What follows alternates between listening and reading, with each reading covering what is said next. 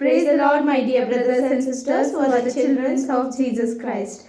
So, today we are going to see a verse that is Psalms 46:5. It says that God is within her, she will not fail.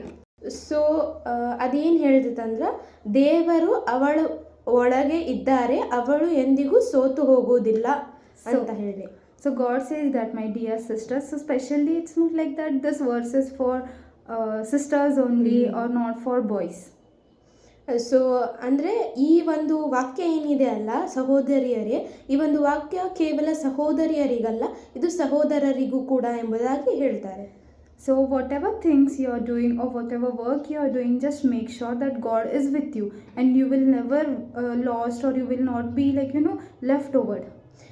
So ಸಹೋದರ ಮತ್ತು ನನ್ನ ಸಹೋದರಿಯರೇ, ಅದು ವಾಕ್ಯವೇನು ಹೇಳುತ್ತದೆ ಅಂದರೆ, ನೀವು ಯಾವುದೇ ಕೆಲಸ ಮಾಡುವುದರಲ್ಲಿ ನೀವು ಯಾವ ಕೆಲಸ ಮಾಡುತ್ತೀರಾ ಆ ಕೆಲಸಗಳಲ್ಲಿ ದೇವರನ್ನು ನಿಮ್ಮ ಸಂಗಡ ಇಟ್ಟುಕೊಳ್ಳಿ. ಅದೇ ರೀತಿಯಲ್ಲಿ ದೇವರನ್ನು ನಿಮ್ಮ ಮುಂದೆ ಇಟ್ಟುಕೊಂಡರೆ ಆ ಒಂದು ಕೆಲಸ ಏನಿದೆ, ನಿಮ್ಮ ಪ್ರತಿಯೊಂದು ಕೆಲಸಗಳು, ನಿಮ್ಮದು ಪ್ರತಿಯೊಂದು ಎಜುಕೇಷನ್ ಆಗಲಿ, ನಿಮ್ಮ ಫ್ಯೂಚರ್ ಸಕ್ಸಸ್ಫುಲ್ ಆಗಿರುತ್ತದೆ, ಚೆನ್ನಾಗಿ ನಡೆಯುತ್ತದೆ. ದೇವರನ್ನು ನೀವು ಮುಂದೆ ಇಟ್ಟುಕೊಂಡು ನಡೆಯಬೇಕು. So if we see in Bible like Esther and David, and we can see many more people who won so many battles in their life.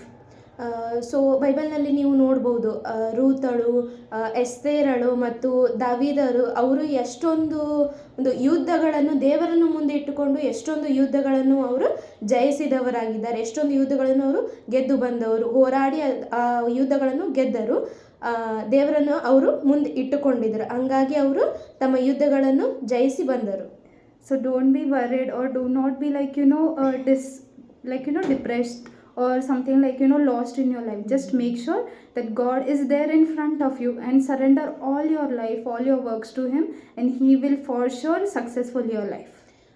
So ಹೇಳೋದೇನೆಂದರೆ, ನಿಮ್ಮ ಒಂದು ಜೀವಿತದಲ್ಲಿ ಚಿಂತೆ ಭಾರಗಳಿರ್ತಾವೋ, ಅನೇಕವಾದ ಸಮಸ್ಯೆಗಳಿದ್ದರೂ ನೀವು ಆ ಚಿಂತೆಗಳಲ್ಲಿ ಮುಳುಗಿ ಹೋಗದೆ, ಆ ಒಂದು ಕಷ್ಟದ ಸಮಯದಲ್ಲಿ ನೀವು ಬಿದ್ದು ಹೋಗದೆ, ಒಂದು ಶೋಧನೆಯ ಸಮಯದಲ್ಲಿ ನೀವು ಬಿದ್ದು ಹೋಗದೆ, ಸದಾಕಾಲ ದೇವರನ್ನು ಆರಾಧಿಸುವವರಾಗಿರಿ, ಆತನನ್ನು ಸ್ತುತಿಸಿ ಕೊಂಡಾಡುವವರಾಗಿರಿ, ಪ್ರಾರ್ಥಿಸುವವರಾಗಿರಿ. ಮುಖ್ಯವಾಗಿ ದೇವರು ನಿಮ್ಮ ಒಂದು ಜೀವಿತದಲ್ಲಿ ಕಾರ್ಯ ಮಾಡಬೇಕೆಂಬುದಾಗಿ ನಿಮ್ಮಲ್ಲಿ ಇದ್ದರೆ, ನಿಮ್ಮ ದೇಹ, ಆತ್ಮ, ಪ್ರಾಣ, ಶರೀರವನ್ನು ಮೊದಲು ನೀವು ದೇವರಿಗೆ ಒಪ್ಪಿಸಿಕೊಡಬೇಕು. ಪ್ರಾಣ, ಆತ್ಮ, ಶರೀರವನ್ನು ನೀವು ದೇವರಿಗೆ ಒಪ್ಪಿಸಿಕೊಡುವುದಾದರೆ ದೇವರು ನಿಮ್ಮ ಜೀವಿತದಲ್ಲಿ ಕಾರ್ಯ ಮಾಡುವವನಾಗಿದ್ದಾನೆ. ದೇವರು ನಿಮ್ಮ ಜೀವಿತದಲ್ಲಿ, ನಿಮ್ಮ ಕುಟುಂಬಸ್ಥರ ಜೀವಿತದಲ್ಲಿ, ನಿಮ್ಮ ಕುಟುಂಬದಲ್ಲಿ ಆತನು ಕಾರ್ಯ ಮಾಡುವಂತನಾಗಿದ್ದಾನೆ. May God bless this verse. May God bless you all. Amen and thank you. ದೇವರು ಈ ವಾಕ್ಯವನ್ನು ಆಶೀರ್ವದಿಸಲಿ ಹಾಗೂ ನಿಮ್ಮನ್ನು ಕೂಡ ಆಶೀರ್ವದಿಸಲಿ. Amen. Thank you. Praise the lord.